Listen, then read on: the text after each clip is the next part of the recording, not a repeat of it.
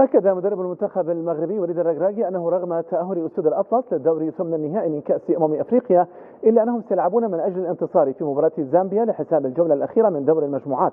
الركراكي أوضح أن هدف الفريق هو تحقيق التأهل في المركز الأول. On va essayer d'être intelligent parce qu'on a des joueurs اللي عندهم des cartons jaunes aussi.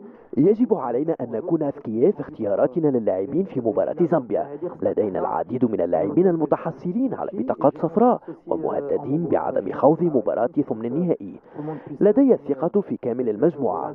لقد أتينا إلى هنا ب27 لاعبا وكلهم قادرون على تقديم الإضافة، وعلينا احترام المنتخب الزامبي الذي يحتاج أيضا للتأهل، وبالتالي المواجهة لن تكون سهلة.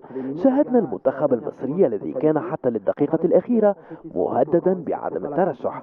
المنتخب الغاني حتى للحظات الأخيرة كان متأهلا، فيجب علينا احترام المسابقة، لأنك عندما لا تلعب بشرف المنافسة ستدفع الثمن في وقت من الأوقات. وسأعمل على وضع التركيبة المثالية والمتوازنة لهذه المواجهة الثالثة، وهدفنا هو التأهل. المنتخب العراقي لتحقيق العلامة الكاملة في المجموعة الرابعة عندما يواجه منتخب فيتنام الذي ودع البطولة. ومن المنتظر أن يدفع المدرب الإسباني خيسوس كاساس ببعض الوجوه الجديدة حتى يتفادى الفريق حالة الإرهاق في أوساط لاعبيه. المزيد في التقرير سامر العمرابي. العلامة الكاملة عن المجموعة الرابعة هو طموح المنتخب العراقي عندما يواجه منتخب فيتنام في الجولة الأخيرة من دور المجموعات. المدرب الإسباني خيسوس كاساس يسعى إلى مواصلة فريقه العروض القوية وتحقيق النتائج الإيجابية بعد ضمان التأهل عقب الفوز المهم على اليابان بهدفين، ويفكر في الوصول إلى النقطة التاسعة والمحافظة على الحالة الذهنية والبدنية الجيدة للاعبيه، خاصة وأنه يفكر في مغازلة اللقب بصوت مسموع. المباراة أمام فيتنام مهمة. صحيح أننا تأهلنا، لكن كل المباريات نعتبرها مهمة، وهي ستساعدنا للارتقاء بمستوانا وأدائنا. هناك لاعبون متعبون، لكن جميعهم متاحون للمباراة. يوجد منتخبات كبيرة تشارك في البطولة، لكننا نطمح للتتويج بها. نجوم المنتخب العراقي يمنحون المباراة الأهمية اللازمة تحسبا لمفاجآت المنتخب الفيتنامي الذي يسعى أيضا بدوره إلى تحقيق فوز شرفي بعد وداعه رسميا. ورفاق بشار رسن يضعون نصب أعينهم المساندة الكبيرة من الجماهير العراقية، والتي ستكون دافعا لهم في تجاوز فيتنام في ظل الروح المعنوية العالية التي تسود الفريق. طبعا أكيد مباراة مهمة. الحمد لله والشكر حققنا 6 نقاط من المباراتين السابقة وقدمنا أداء جيد.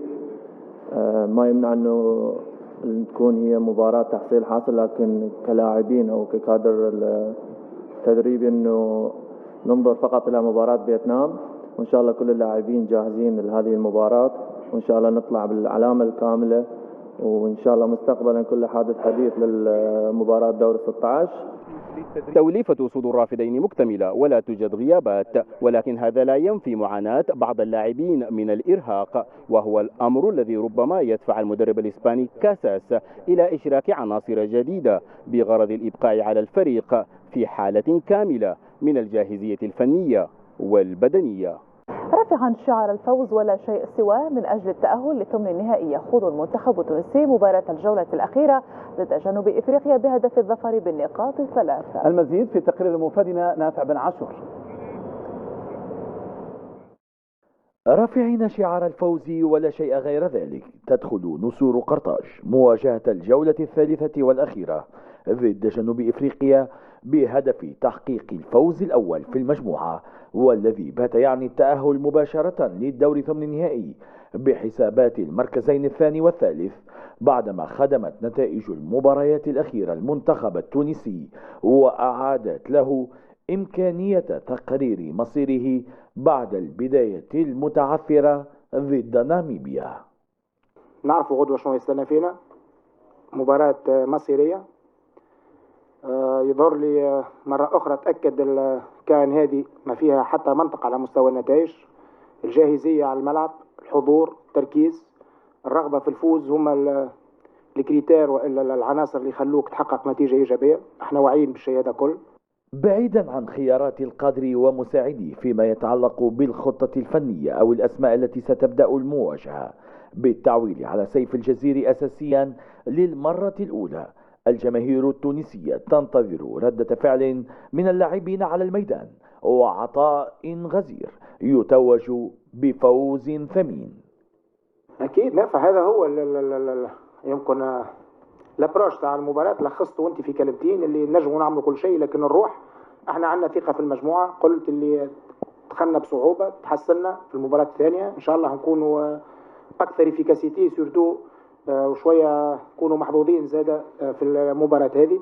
نحتاج كل العوامل تاع النجاح. عوامل النجاح هي التركيز، هي الانضباط التكتيكي، هي الانتعاش البدنية، وخاصة هي الروح اللي ما نشكش فيها ولو لحظة. نعرف شنو عندي، نعرف شنو هي المجموعة اللي عند المنتخب التونسي. نحن نعيشوا عائلة واحدة في وسط الجروب، كسوا اللي يلعب ولا اللي ما يلعبش ولا البرناك، كنا عائلة واحدة بستاف تكنيك بستاف ميديكال. ان شاء الله نكون على قدر المسؤولية اللي تحطينا فيها، واحنا على قدر المسؤولية وبإذن الله باش نربح. الانتصار أو العودة مبكرا للديار، ليس هناك من خيار ثالث للمنتخب التونسي المطالب بالفوز ولا شيء غير ذلك من أجل تغيير واقعه في هذه البطولة والصعود للدور الثاني.